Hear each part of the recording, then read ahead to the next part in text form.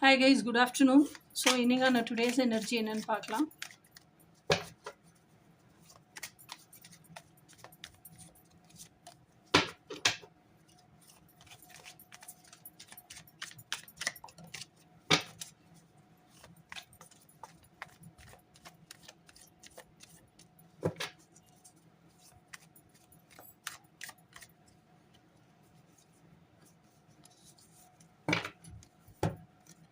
இன்னைக்கான today's energy வந்து 10 of swords.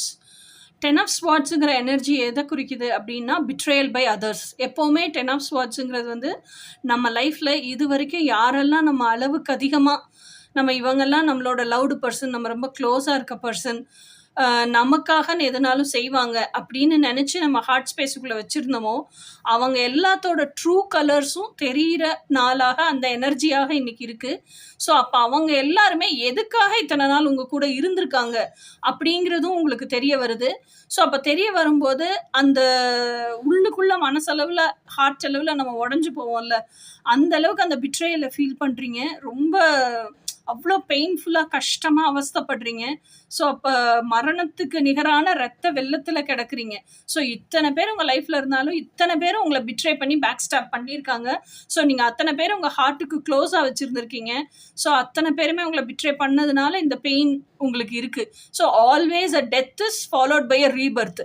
இப்போ எந்த அளவுக்கு ஏமாற்றத்தோட எந்த அளவுக்கு நீங்கள் பெயின்ஃபுல்லாக எமோஷ்னலாக உடஞ்சி போய் சஃபரிங்கோட கீழே விழுகிறீங்களோ அந்த அளவுக்கு இன்னும் எமோஷ்னலாக ஸ்ட்ராங்கராக ரீபர்த் எடுப்பீங்க.